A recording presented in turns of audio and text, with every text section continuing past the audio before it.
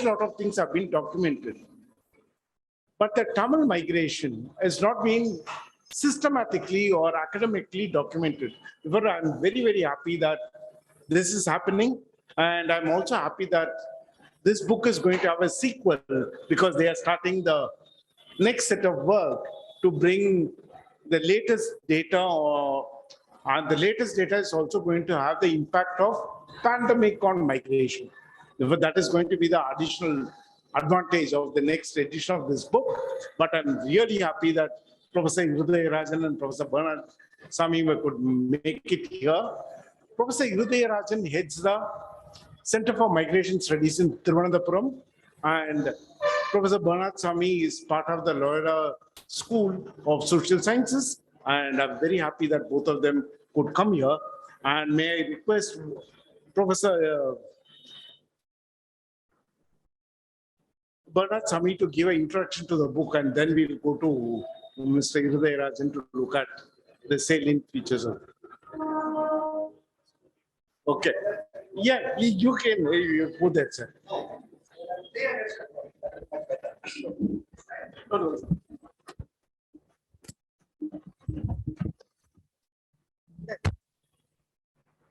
Thank you. Thank you very much for the invitation, Mr. Panneerselvan. And you will hear more from Dr. Panneerselvan about some of the findings. But I just wanted to give you a background, what is called the dream of this study. How it started off. I think that is something I'm going to spend some time on that. Now, when we study migration, who is migrant? I think that is something very, very important to define.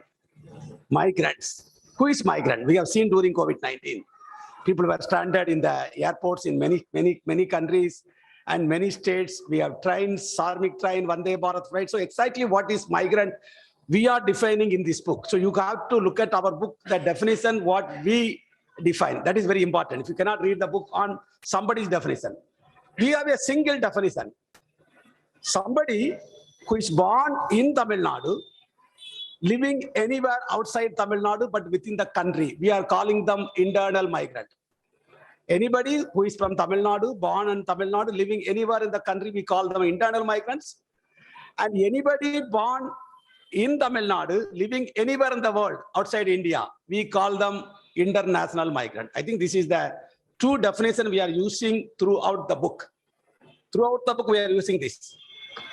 Now, people can ask, is it the diaspora include, Tamil diaspora or Indian diaspora? No. It is not included because this study is based on a systematic sampling of 20,000 households in all districts of Kerala, all districts of Tamil Nadu. Now, when we say 20,000 households, we have to quote the household, do the survey, and then ask a module on migration. Anybody supposed to be in your house is somewhere outside. So we have, this is based on a systematic methodological survey we have done. And because of that, diaspora is not counted in this. We are talking only about the migrant. For example, I am a migrant from Tamil Nadu to Kerala. I am a Tamil migrant, basically. But I am not counted there because nobody to report about my migration in my village in Tirunelveli. Nobody is there. So automatically, this survey will not capture me, somebody who has moved Tamil Nadu, living in Kerala. I'm in Kerala for 35 years, so I'm not now Tamil Nadu, but I can speak Tamil in my house. That's why you can look at the language thing. Similarly, if you talk about diasporas, for example, I was just looking at the history because you heard about the history. The Vice President of United States, her mother, Kamala Devi, went to US in 1958 as a 19-year-old girl to study postgraduate. We have the data on international migration. Students are going. You go to any place, there are students are going to US, UK, and she left there. And Kamala Harris was born in 1964. And they used to come even to Chennai several times. But they are not counted here. They are no longer Indian. They are not holding even Indian passport. And her father was a B.B. Govalan Indian Civil Service. So you can see migration is happening historically, but this talks about a contemporary migration. Who is currently sending money to the states to build up, like you rightly said, the airports. In Kerala, when I went there, there was only one airport, Trivandrum. Now we have 4 airports. Of course, the central government allows, we'll have airport in all the districts. They are not allowing us. Now we are trying for a rain, you know that. So there is politics. Politics are always there. It's a part of the migration is also politics. That's why Donald Trump said in the last election, America first. That is a migration. America first means America is for Americans, which you talk about in Pumiputra policy in Malaysia, or the problem of Sri Lanka. Everybody thinks, now even some states are telling jobs reserved for their own state. So the migration is going to be a tough in the future, but we have to report that. The main interest is how many are there. I think this is something very, very important. We don't know how many are there. If you ask somebody in the parliament, there was a question asked during the COVID-19, how many migrants were stranded? The government said, we do not know. I don't think, if you do not know, you have to find out. You cannot tell we do not know. Last week in the parliament, there was a question asked to the external affairs minister. Of course, he's a migrant from Tamil Nadu to Delhi, external affairs minister. Of course, all ministers are migrants, including Prime Minister Narendra Modi. He's a migrant from Gujarat to Delhi. He will come back after the job is over. We are all migrants. Everybody is migrant. But then he asked them how many people were not paid salary during the COVID-19 who came by the Vande Bharat flight. The answer is, we have no data. You cannot go on telling we have no data. You have data for everything. But why we are not taking interest in migration? I think that is something, again, a political question, we should look at it. I think that is very, very important. Why we are not interested? How many people, how many Tamils are in other countries? Why we are not taking interest? How many Indians are outside? Now we are talking about only estimates. My estimate is now 600 million people in the country are living in a place they are not born. 600 million people in the country. And similarly, you have 20 million Indians who are still holding Indian passport, living anywhere in the world. This is a guesstimate. No estimates. Ambassador will give 500 people, that's it. No estimate. Everybody is talking about guesstimates. We want to fix that guesstimate in the estimate. That is the motivation for this book. And this was started when I was in Kerala, because I'm a migrant from Tamil Nadu to Kerala. Now, when we went to Kerala, everybody used to tell me Kerala is the #1 state of migration. We need more airport. Everybody will talk about migration. Then I said, how many people are there? They said, we don't know, but we know, 10 lakhs. So there was a magic number of 10 lakhs were floated around in Madharbhumi, Malayalam Manorama. Everybody will scratch your back. Who said? Hindu says. Who said? English says. Nobody has any data. Somebody is, same number is floating around 10 lakhs. And how much money comes? Every 5 rupees comes from outside, 1 rupee comes to Kerala. 20% money is coming to Kerala. This was floating around. We thought we should not do that. We have to fix it up.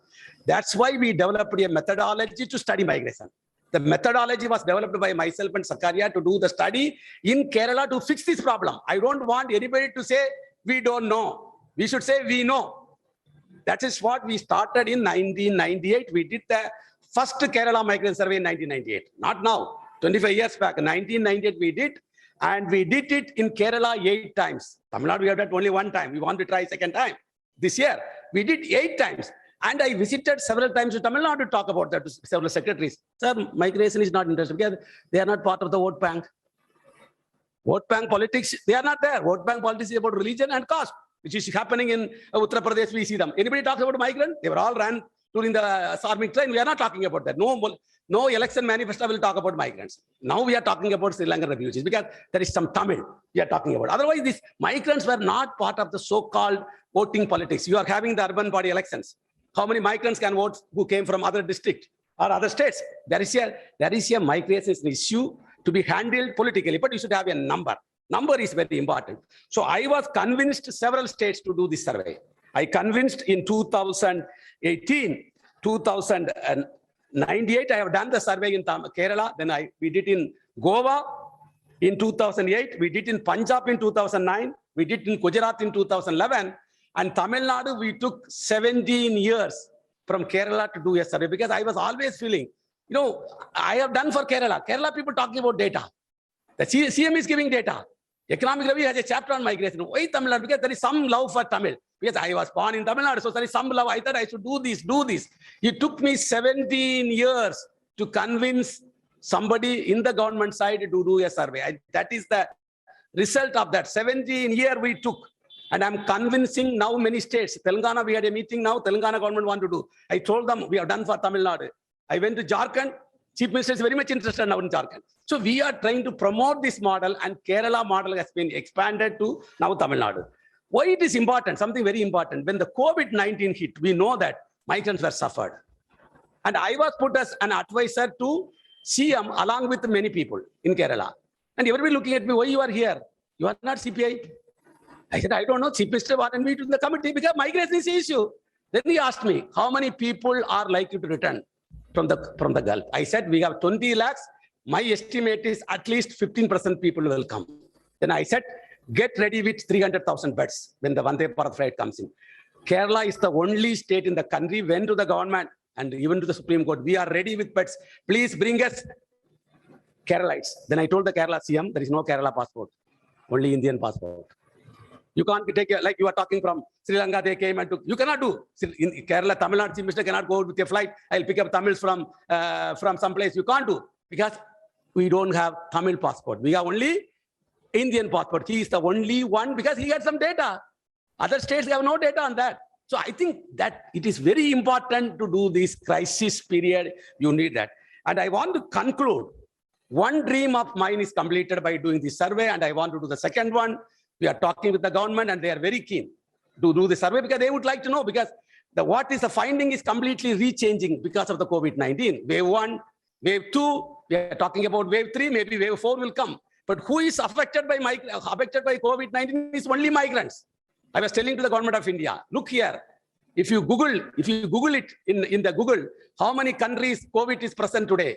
180 plus countries COVID is currently present globally. You Google here, how many countries Indians are present? 180 countries. So COVID is present in 180 countries. Indians also present in 180 countries. But COVID has neither a passport nor a visa. It is freely traveling. I have a passport, I have a visa, but I'm not able to travel because the airport is closed. So you are controlling, making people immobile in the name of COVID. That is also a politics. There is also politics in this, what is called the lockdown, triple lockdown. We have seen, I talked to somebody in my village in Tamil Nadu. They said, I have seen several cups. What are you talking about these cups? It's like, you take some chukku kapi, everything will be all right. But then we are being threatened. 3 is coming, 4 is on. It's like a movie. Trailer has come, the movie is going to come. It's like, I'm coming. Like that, we are talking and making people to fear, and nobody moves. I think this is part of the global politics.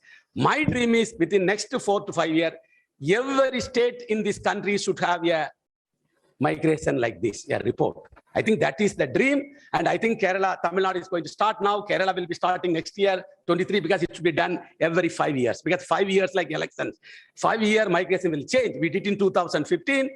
20 we were planning, then COVID came. 21, COVID. But COVID is doing its work very, very nicely. It is coming, going, and people get dying. But why we are not doing? I think we should take it up because there is a link between migration, mobility, and the crisis what we are talking today under the name of COVID. So we should do that. And I'm requesting Panneerselvan to give you some quick findings, major findings from this survey. And I also want to tell you, this is the first large-scale survey done in Tamil Nadu on migration. This is the first survey done in Tamil Nadu on migration. This is the first, and we will be doing the second one with 30,000 households because the migration is a rare event. So we need more sampling. It needs more cost. That is why governments are not willing to fund the studies. I think that's something very important. We should take it up. Panneerselvan, you can speak about the book.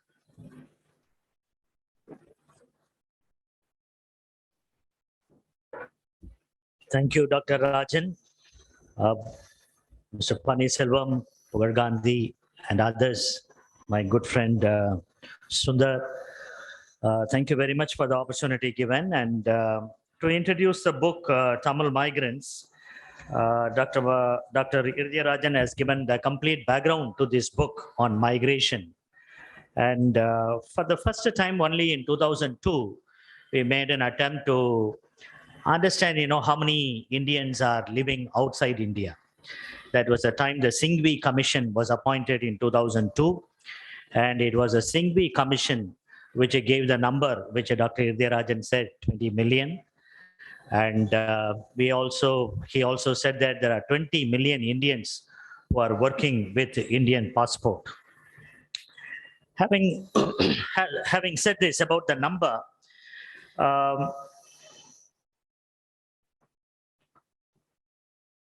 we conducted a study in 2014 This was a study that was this. The book is based on the study conducted in 2015.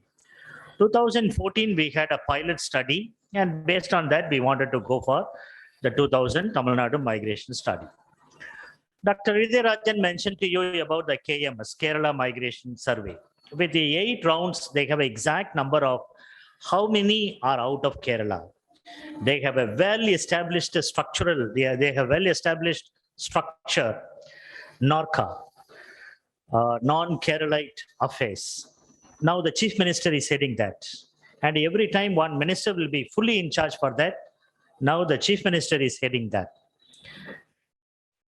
We were looking at the data, and Dr. Rajan was looking at the data very, very keenly. And in Kerala, they have an exact number. If you ask them where people are going from Kerala, they will tell you Malappuram district. And which district, Malappuram. Which taluk, Tirur taluk. Like that, they have an exact number. In Tamil Nadu, we don't have any number till 2015. The study was conducted about the Tamil immigrants. And that was one of the motivating factors for us to go for this study. And we were looking at the ECR, immigration clearance required. For those going for work, they need this ECR clearance from the protector of immigrants. And we were looking at the number of ECR given in India in 2006 and 2007. And in 2014 and 15, the number of ECR clearance given is more than what was going from Kerala. In that way, we were sending more workers from Tamil Nadu than Kerala. And that was, on 2 occasions, we found that the immigration clearance, going beyond the number of Kerala, and we said that this phenomenon has to be studied. That is how, we went in for this. And that is the context. And we have a chapter on the demography of Tamil Nadu. Dr. Rajan is a demographer, and he has completely captured the demography. 72 million now with the 2011 census, and they have given the population pyramid as well as how the population is moving. Tamil Nadu is going to touch 76 or 77 million. That is going to be the highest, and with that we are going to decline. And that has been very well captured by Dr. Irudaya in the demography of Tamil Nadu. And then we have given a chapter on immigration from Tamil Nadu, a historical view. And this is one chapter that was interesting to me because of, myself being a trained historian. And to 56 countries, Tamils were exported. So we captured this in the, one chapter that will give you a complete historical background of where the Tamils went. And today in many countries, Tamil is one of the languages. There are islands where they speak Tamil in large number, like Reunion, La Reunion, like that. All that we have captured in the immigration from Tamil Nadu. 56 countries they were exported, sugar colonies, rice bowl, all those things. And then when it comes to international migration in Tamil Nadu, our study after 20,000 households, we have given an estimate, as Dr. Rajan has said, how many are moving out of Tamil Nadu, outside India to work from Tamil Nadu. This number we have given 2.2 million. And how many have returned? 1.3 million. So according to us, the number is NRT, non-resident Tamils number is 3.5. In Kerala, out of, 1 out of every 5 household as an immigrant. In Tamil Nadu, 1 out of every 10.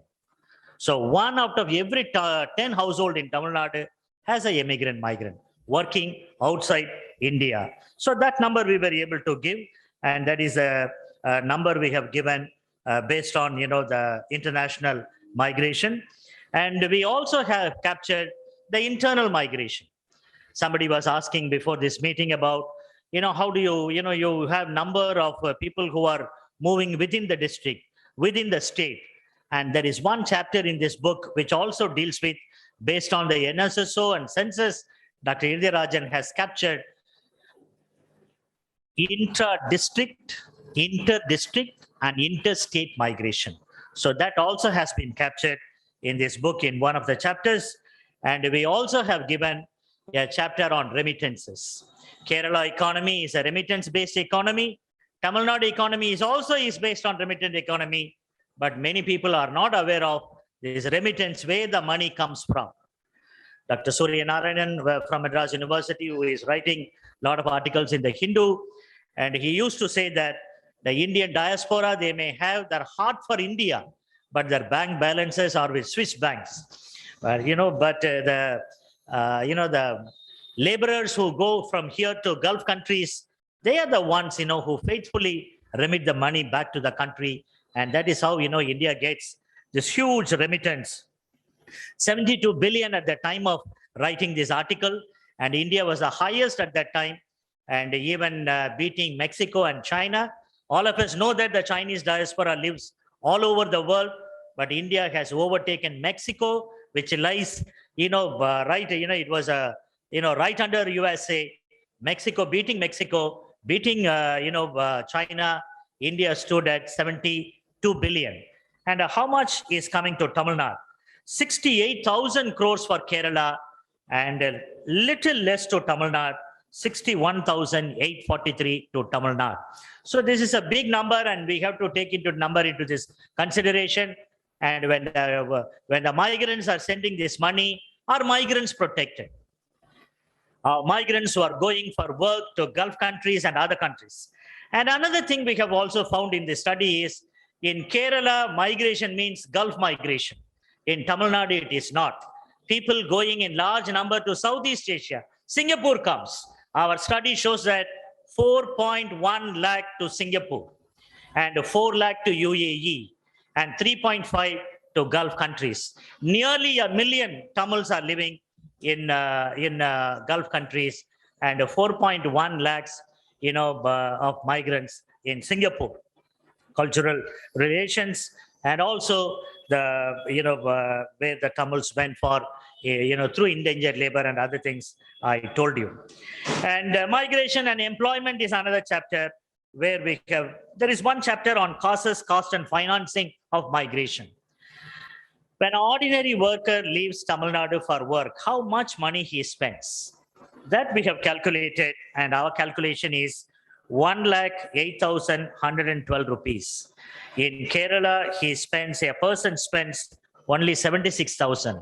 Nearly more than 30,000 from, a person from Tamil Nadu is spending. Why? Because in Tamil Nadu, it is the agents, sub-agents, and, the multiple layers of agents, and it is trafficking, and all that is involved in the whole, immigration process. And that also we were able to capture. And migration and human development. What is the social cost of migration? We also wanted to look at, okay, migration bring in remittance. And with the remittance, are people doing very well? Yes, people are doing well. Families are doing well. And Professor Rajan also conducted a separate study with the women and with the elderly. The impact of migration on women and on elderly. And the women, they say that we do get money. We are able to repay our debts, and we are buy a house. We are able to buy gold. But when we ask them, the difficulties, they say that high level insecurity and double shift, a double day, double work. We have to take the work of the husband, and then we have to do it. And when a person falls sick in the house, they say that that's a great worry for us. Either we are living with our in-laws or we live separately. In both cases, our existence is a major challenge. So these are the things our women are telling. And our study also, for the first time, able to tell that in Tamil Nadu, we have estimated 1 million, what we call as the WLB, women left behind. In Kerala, they call them as Gulf wives. People go to Gulf and their wives are here. And we call them as wives left behind. 1 million. In no policy circle, this number has been taken, or even this reality, the situation, is taken and discussed. 1 million. Ramanathapuram, Sivaganga, Perambalur has the highest number of women left behind. Husband is outside, and this is the reason why I want you to look at the International Convention on the Migration. The International Convention on the Migration of 1990, it is titled as, it is an international convention on migrants to protect protect the rights of migrants and their families. Because the migrant is in the destination state and the family is in the source state, and both needs protection. The state protection is needed for both of them. And the women left behind is 1 million. That is one chapter that we have given. And also we have given Tamil Nadu government is out with the policy on elderly. By end of this month, they have asked us to give our feedback. And this book has a chapter on elderly. People, elders, they would like to live with their son, at the evenings of their life. But they are all outside outside India. And in that way, Dr. Rajan brings in the impact of migration on the elderly in this book. And then he makes a comparison between the Kerala Migration Survey and the Tamil Nadu Migration Survey. In 2020, we were about to do a migration, but because of the pandemic, it is stopped. This study was funded by the Department of Rehabilitation, NRT, Non-Resident Tamils, through the Planning Commission. And with that, only with our money, we were able to conduct this study. We have asked for another one in 2020, because after 2020, we wanted to confirm and reconfirm the data. And also, Dr. Rajan has a methodological tool called panel.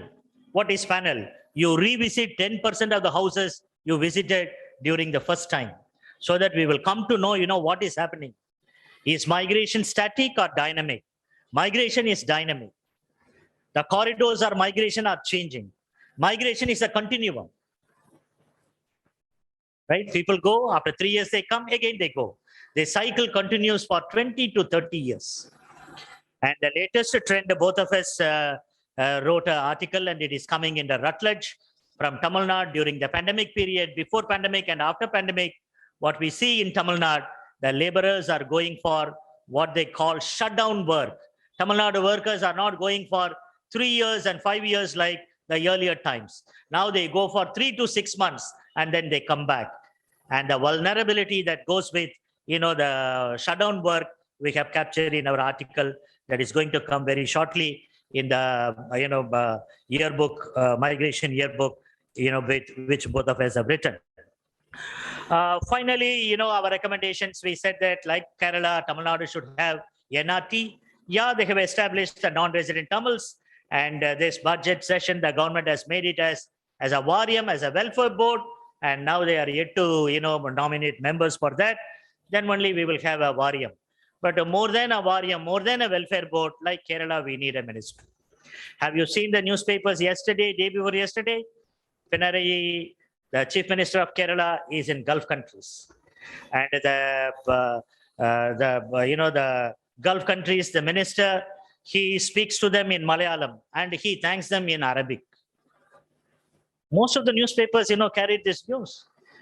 Gulf minister thanking him in Malayalam and he thanks them, in Arabic. Right? So Hindi is a spoken language in the street corners of Trivandrum and Kochi, but Malayalam is heard, most people, in the street corners of Dubai and Abu Dhabi, it is Malayalam and Tamil, not Arabic. So this is how, the migration is changing, and a lot of awareness in Kerala about migration. Very little awareness in Tamil Nadu about migration.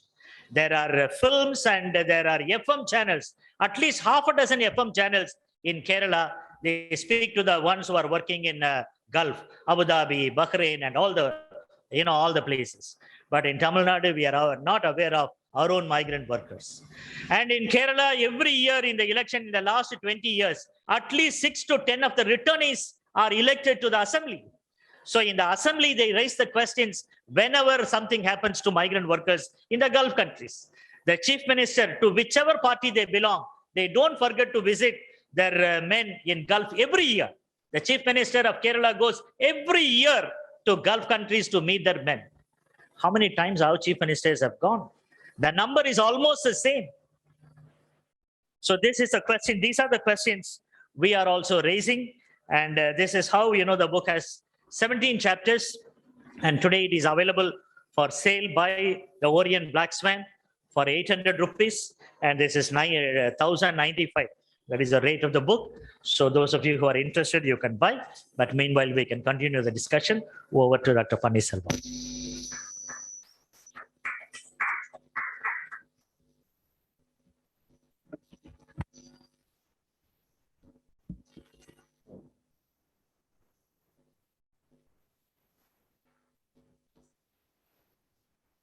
Thank you, sir. So one area is, what is the preparation for these people who are migrating? For instance, in Nepal, before they actually board the flight, they need to get few clearances from the Minister of Labor, saying that, are you been acclimatized enough? Are you familiar with the labor laws? Are you familiar with the way you're going to remit your money? Therefore, there is an acclimatation program which is there. What is the level of acclimatation for the Tamil migrants?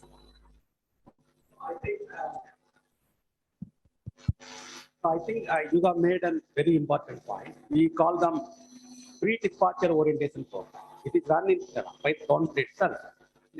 They run up the country because of they want to make us India, everything they talk about skills. But then it is not properly implemented in many states. Because many of them thinking like to Mumbai when they go to the market. Some of them are thinking like that. That's because they don't know. This rule is bad there. So we have to give them a very good understanding of before they leave, how to send the money, or you sign the contract properly, for example. Many people were somebody 40,000. Then you go to the agent, will give you only 10,000. You can't go to no written document, written contract. I think this is the way the migrants are being exploited in the other side. That's why I always call these migrants who are going from India, like Kerala, Tamil Nadu, I call them a new form of slavery. You care about slavery historically. Now the slavery is slowly picking up because when you go to Gulf, your passport is taken away. And I went to Gulf, later you give your passport. I said, when you are taking passport is not me. It belongs to the government of India, man. You cannot take me. It's nothing. It's the government of India signs and give you a passport. So I think we have to make a very serious attempt to train our migrants before they leave, and we can solve half of the problem. The overpaying to agents, the money coming back, and money being spent, they are being cheated because most of the migrants who are going to Gulf countries, they were financially illiterate. Their money is somewhere, they put somewhere, that money is not there when they come back. Lots of cheat companies, you might know, they are being cheated. So we have to provide them financial literacy. You may be literate. Well, some of us financially literate. You put some money in some companies or some share market, you know, next day morning, Jet Airways is not there. You have put all your money gone. So ourselves being cheated. Imagine the poor migrants. So I think we should have a very important dimension on departure about the work, living conditions, and the financial management of their hard-earned money. Yeah, they are working in a very high climate. That's why it is not a black money, it is a blood money. They are basically squeezing themselves and sending the money. We have to be extra careful, we should do that. Very seriously, we should do that. In fact, in Philippines, you cannot go unless you have the certificate. In Philippines airport, when you go, you can have your boarding pass, they'll ask you carry the certificate. It's like your income things are attached to your Aadhaar card. Once you have certificate attached, they will check. You have cleared the thing. So we should think something very seriously so that our migrants are not suffering there, because we can't do much when they are there. Laws, rules, you know, the many things, but we can do something when they are here. I think we should do that. And similarly, we should also do for returned migrants. We have no policies. Yes, many of them go to Gulf, they have to come back. To go to America, you can stay there. Green card, white card, some card. Like Europe, blue cards. But if you go to Gulf, they will send you even the dead part. So you have to come back. This coming back also should be part of the migration policy. And the state should do. Sir, how much of airport level screening is happening? Because, for instance, the domestic work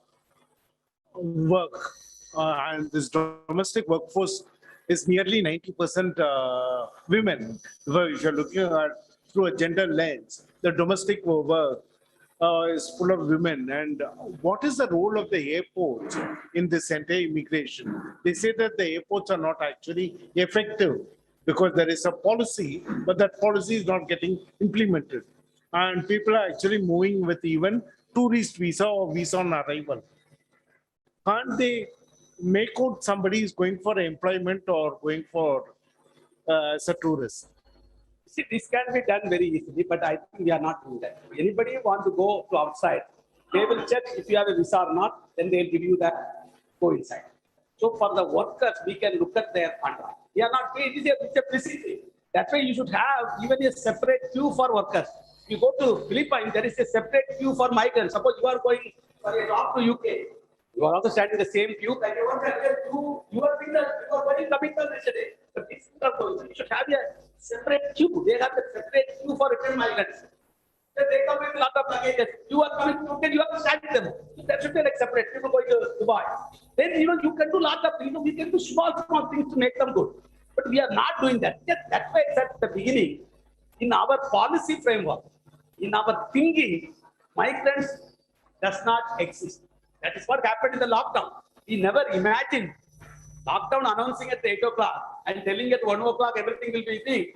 Within 4 hours, they have not realized 600 million people are living in a place they are not born and 200 million people are workers. Actually, they are workers coming by going, domestic workers working in 3-4 houses. So they did not visualize it because they were advised by the medical doctors. Yeah, the medical doctor will advise you have a fever, isolate. Every hospital will have isolation rooms, but they isolated the whole country. Isolation because they could not understand the impact on migration in the policy making. There is nobody to advise them on migration. That's why when I was part of the Kerala, we used to advise them. Look here. That's why we have the open food, common kitchen. I think that that is not getting into the mainstreaming migration into development, which is not happening. Though there are migrants, we never talk about it in a very positive way to promote, regulate, and rework so that the migrants are getting benefited. Because the migration is something very important. Many of you sitting here, the migration is something very important. It's very clean water. You put a small stone there, it gives you this. And migration can do that. Yes, migration, what happens? First, it benefits me. If I'm a migrant, I started eating that. First, I will do well. Then what I send the money, my family does. After some time, my community does well. After some time, the whole society does well. Because that one person migration. Why we have several airports? There are many banks in Patna that are all foreign banks. Because they are in the foreign. You get all the American banks are sitting there because, see, so you create impact on the society. So migration is a very important variable for development, but we never talk about it. Including smart cities. Smart cities, there is nothing about migration. Smart city means migration. Chennai is a smart city, but you know what's happening there. I used to call them singing city. Yeah. Not the smart city, anything. So many cities are like that. Get the water, water level, slums. We are not able to organize the city because 50 to 60% of the people in Chennai are migrants. Either long-term migrants from other districts of Tamil Nadu or other states. There used to be a train in 1956 onwards. There is a train coming from Trivandrum to Chennai. That indicates a lot of people from Kerala is coming to Chennai. No, that Trivandrum, Chennai. It's not Trivandrum to Madurai. Like Trivandrum to Chennai, Trivandrum to Mumbai, Trivandrum to Delhi, Trivandrum to Bangalore. These are the places that Malayals are going. There is no train to Trivandrum to Calcutta. Though they were on talking about CM ruling in the 1960s, there was no train. Because now train is coming from the other side. See, the whole migration is changing. That's why you need this type of study every 5 years or every 3 years so that you understand that and make policy. You rightly said at the beginning, evidence-based policy. Today we are talking policy without evidence. Without evidence. You want to add something? Just to add to Dr. Rajan said, so the whole migration process needs the state support. And countries like Indonesia, Philippines, they are quoted as a models for promoting migration. In the policy of Indonesia and even our own neighboring countries, Nepal, Pakistan, Bangladesh, Sri Lanka, all of them are promoting migration. If you look at all our papers, it says that we are facilitating migration. So the macroeconomic policy of unemployment is addressed through migration is forgotten most of the time. And secondly, as you rightly said, we need pre-migration, pre-departure, post-arrival. When they go and land in another country, they need someone to receive them and then make them feel at home and then take them to the places where they were. And the support systems are completely missing post-arrival. And when they return, there are very good return reintegration programs Because the migrant workers, after working for 15 years, 20 years, 25 years, they also return with skills. Some of the skills may be useful, some of the skills may not be useful. De-skilling and reskilling are the ones which the Philippines, Indonesia, and others are speaking. And we have absolutely nothing about the reintegration. This is the reason why here the migration is a continuum. They keep moving from one country to another country. Even if the experience is very bad, they keep moving because they need the money for the families. Otherwise, the families cannot survive. A couple of years ago, ILO said that origin country, destination country, and back to origin country, you need some sort of a calibration of your skills adjustment over a period of time. And he says that that skill adjustment part can be borne by the state because state is a net gainer through remittance. And it had actually come up with the balance of payment for various countries which had this huge migration. Are we respecting the financial cushion what we get through our balance of payment? And are we reinvesting enough? Is there a sense of gratitude by the Indian state for the huge remittance what we get? Now, I think, I know, of course, this is a little bit political, but if you look at it politically, like we were talking about Kerala Chief Minister going to US, to Gulf. When our Prime Minister took over a few years back, he did not go to Gulf. He first went to US, then went to Canada, then went to Australia, then went to UK. Please remember that we want to get money from the diaspora because they know these poor migrants, because his family is left behind. See, the husband is there, he will get wife, children are there, so he will send money. So we are not, that labor is not being really addressed in the policy making. There are poor migrants. See, we are not talking about poor, we are talking about saying that. That's when migrants, diaspora. You know, of course, all political parties get money from diaspora. No, like our party, many parties are getting money. So I think we are always pushing diaspora for our backyard. We never discuss about that because that is why in India, after the COVID, $83 billion came last year. $83 billion came. The money is coming down less, we will worry. We are not worried about migrants, we are worried about money coming less. So the migrants are not being cared for. In many policy programs, many things in the government, but what can Tamil Nadu government can think of something special like Kerala. Yes, you don't have a Tamil passport, but Tamil Nadu government, they are going from Tamil Nadu. You can organize now, have a program, return migration rehabilitation. We are talking in Kerala about return migrant pensions. I don't think nobody talking about that. Return migrant pension, you join in the welfare fund board. When you are there, you can pay some money. Government will put some money like a provident fund. When you reach 55, you can get pension, which we are now that already Tamil Nadu want to look at that. So you should think of an innovative idea so that they feel they are part of that. Like we were talking, there are 6 MLAs in the assembly in Tamil Nadu who are return migrants. You go to Gulf and come back, you can conduct election. Am I right? Now, how many MLAs in Tamil Nadu are return migrants? You don't know. I used to have a meeting with these 6 MLAs. They will talk different parties. Different parties. Return migrants will be there. Akhilesh Yadav is a return migrant. Akhilesh Yadav is a return migrant. Mahatma Gandhi is a return migrant. Am I right? Return migrant. So return migrant, don't underestimate them. He came. He would not have gone to South Africa. I don't know what would have happened to India. We have no idea. But he learned lesson from there. He came back. So Mahatma Gandhi is a return migrant. So return migration is very important. We can use return migrants to build a place. Because many of our children are going to study abroad. When they come back, they will join elections. So people are, I think it's very, very important. People are trained abroad. Very good. But return migrants should be encouraged. We should encourage. They come back, Kerala government is organizing loan for them. If they take 5 lakh loan, 1 lakh loan, 1 lakh is free by the government. We should encourage them because otherwise they will become poor. You rightly said we are talking. You spend money and go back and come back, you are back to square one. Maybe you have a house, but you may not be eating anything. There is nothing to eat. Like that. So I think we should look at that very carefully. Sir, I think we should open up this for discussion. Questions, please. From here and also from outside. Yeah. Yes. Could you please identify yourself? Good evening, sir. I am Narayan Kumar, a postgraduate student from University of Madras. I have two questions to ask, sir. Your opinion about impact of migration over a landscape. As you said, Chennai is a metropolitan city filled with 50 to 60% of migrant. I remember it was in my 10th grade, Pudhiya Talamurai published an article that WHO has enlisted a number of cities of India which is unfit for human survival. And Chennai is in the third place, and that is due to the migration, intense migration.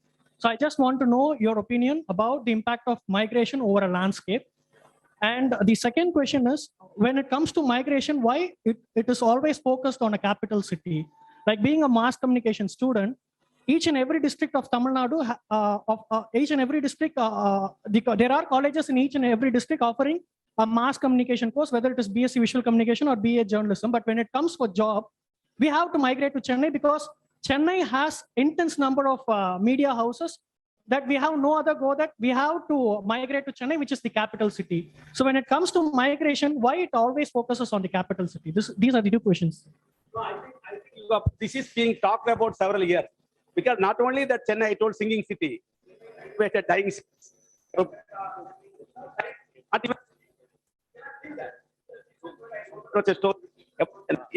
Other thing. I think the problem is we have no policy to create medium-sized cities. We were talking for last 30 years. Why everybody should come to Chennai?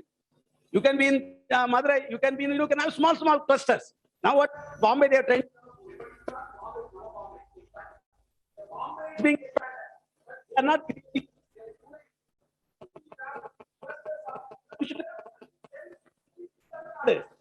Don't need to. Why should you have every TV operating from here? Should they operate? You can have an. What's up?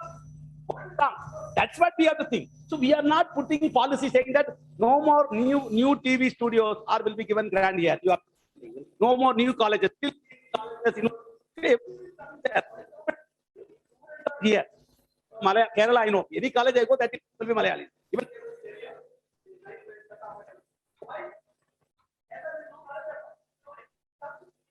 you have to disperse that the concentration of jobs. Unless you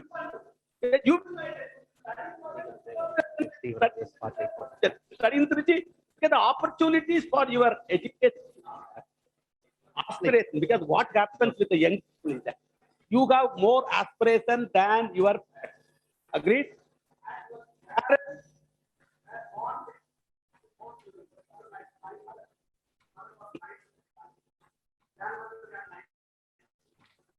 We can't hear. We can't hear you, sir. Your voice is breaking. Sir, speak to the mic, sir.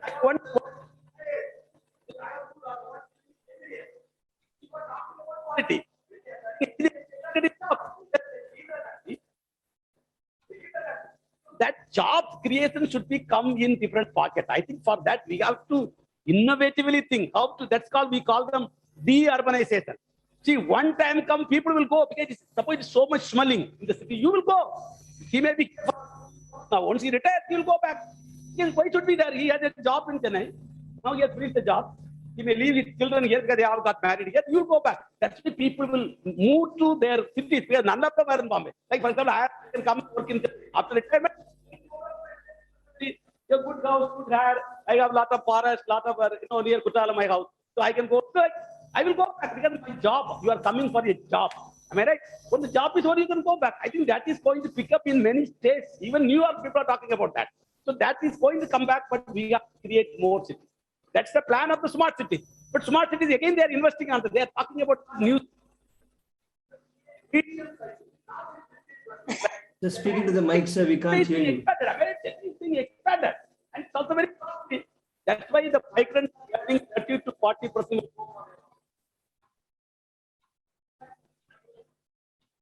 So, you can't stop migration, am I right? Our constitution, everybody can go everywhere, am I right? So you can't. So you have to, attract. See, it is so you have to disperse that. Now everybody, why? 5 students. You are going to South. So I think with the mindset is in Chennai. Am I right? That happens has to change. For that, we have to take a policy. We will take a question from the Zoom. Yeah, question from Zoom user. Yeah. Sir, thank you very much. Am I audible? Am I audible? Chat box you can read. Yeah, we have a question from Mr. Ajit. Yeah. Please, Ajit. Yeah. Can you hear me, sir? We can hear you. Yeah. Sir, I have, I must say that it was a wonderful presentation. But whatever Professor Irudaya Rajan was saying, half of it was not audible because I don't know, some technical problem or something. Sir, Professor Bernard D. Sami, could you please elaborate on the methodology that you developed? One. The second thing is, Europeans and Americans are always obsessed with theoretical framework. In that line, have you developed any theoretical framework? If yes, what is the name of the theory that you've developed? If no, that's okay. Let it be Irudaya Rajan and Bernard D. Sami's theory.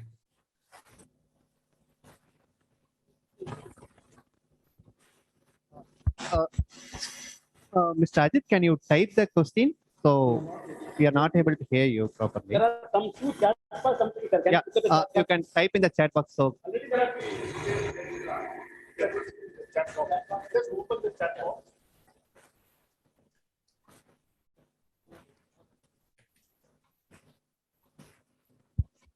I know that he talks about methodology.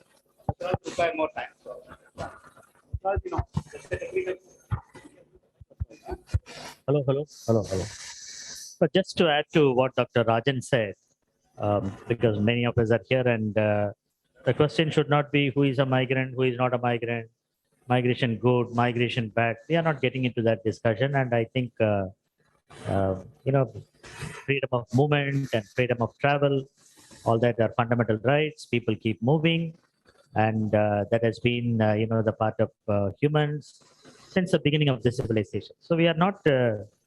But what we are concerned today when we talk about migration is what we call as the 3D migration. Dirty, dangerous, difficult jobs. Not job doers. I'm not classifying any job as dirty, dangerous, and difficult conditions. Right? This is what makes a person vulnerable. And with this vulnerability only, we define this migration. People who are moving to do dirty, dangerous, difficult jobs and the vulnerability that accompanies. This is what makes migration, as a migrant worker, vulnerable, they and their family. Otherwise, we are not talking about knowledge workers. Those who are going to America, Australia, Canada, knowledge workers. We are talking about the service workers. The NEA, Ministry of External Affairs 2018 report says that 8.5 million Indian workers, Indian diaspora, it says. But it qualifies. 70% of them are drivers and domestic workers and unskilled, semi-skilled. They are illiterate and semi-literate. This is how this migration is defined. NEA, Ministry of External Affairs 2008.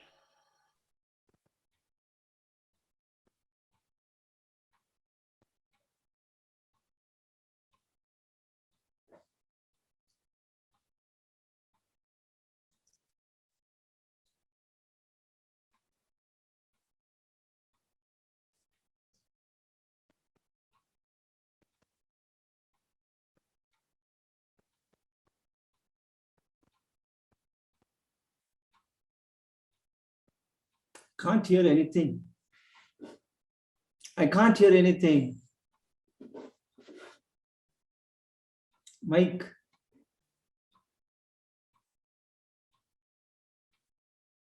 It's completely inaudible.